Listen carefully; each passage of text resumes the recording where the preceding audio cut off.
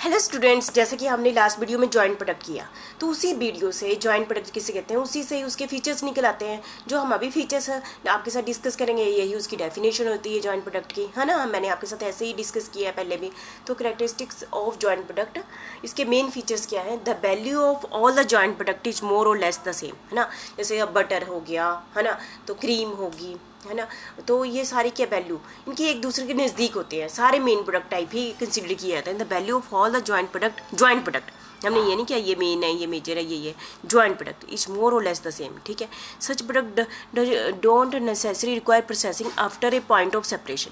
कई बार ऐसा होता है कि प्रोडक्ट को जब हम अलग अलग कर रहे हैं, पहले तो इकट्ठे चले हुए थे, है ना, उनकी प्रोसेसिंग चली थी 1 2 3, अपने आप ही उस प्रोसेसिंग के दौरान अपने आप ही 2-3 प्रोडक्ट बन गए, ठीक है। तो हो सकता है कि जब वो बन गए उसके बाद फर्दर प्रोसेसिंग की अलग अलग करने की जरूरत, अलग जब स्प्लिट पॉइंट के बाद फर्दर प्रोसेसिंग की जरूरत ही ना पड़े। It means that A company can usually sell them after they pass the split of point. जैसे वो अलग हुए उनको उसी समय बेच दिया गया, जैसे कि, है ना। मतलब मेरे ये कहने का मतलब है दोनों पर प्रोसेस इकट्ठा चला गया। तो जितने प्रोडक्ट थे ना उन पर पहला प्रोसेस इकट्ठे थे, तो दूसरे प्रोसेस में भी सारे जाने इकट्ठे थे, तीसरे प्रोसेस भी इकट्ठे हुए। जैसे ही वो अलग हुए वैसे ही वो सेलिंग पॉइंट पर आ गए, ठीक है। ऐसा नहीं है कि उनको स्प्लिट के बाद उन पर फिर से प्रोसेसिंग करनी पड़ी, ऐसे भी पॉसिबल है जॉइंट प्रोडक्ट में, ठीक है। Such product need simultaneous standard processing. सभी प्रोडक्ट पर क्या चीज़ चाहिए होती है। Such product need simultaneous standard processing चाहिए होती है। स्टैंडर्ड प्रोसेसिंग का मतलब क्या है। अब देखो हमने ये बनाना है, पनीर बनाना है, बटर बनाना है, क्रीम बनाना है, तो उसके लिए स्टैंडर्ड प्रोसेसिंग चाहिए ना। स्टैंडर्ड प्रोसेसिंग से ही वो प्रोडक्ट बनता है। The raw material they use the same. सभी प्रोडक्ट के लिए जो जॉइंट प्रोडक्ट है उनके लिए रॉ मटेरियल पहले भी डाला गया है वो क्या है, सेम है, ठीक है।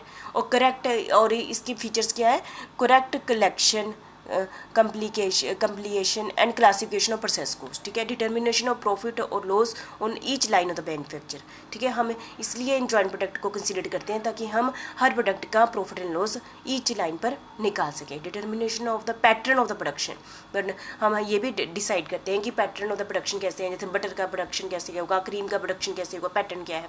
The end the most profitable product mix, और फिर हम प्रोडक्ट मिक्स करते हैं ताकि हमें पता चल जाए कि ये प्रोडक्ट हमारे यदि रखे तो हमें ज़्यादा प्रॉफिट होगा, ठीक है। मतलब इसमें और भी स्टडी किया था, स्टडी था effect on cost and profit. हम ये भी देखते हैं कि यदि जॉइंट प्रोडक्ट 2-3 आ जाते हैं तो उसके कॉस्ट और प्रॉफिट पर क्या फ़र्क पड़ता है ड्यू टू इंक्रीज और decrease in production of joint product. यदि हम जॉइंट प्रोडक्ट को कम या ज़्यादा प्रोड्यूस करते हैं तो उसकी कॉस्ट और प्रॉफिट पर क्या इफेक्ट पड़ता है in order to fix the price fix करने के लिए, ठीक है। और determining the profitability of selling joint product, ठीक है। Determining the profitability of the selling joint product की हम क्या करते हैं, प्रॉफिटेबिलिटी निकालते हैं।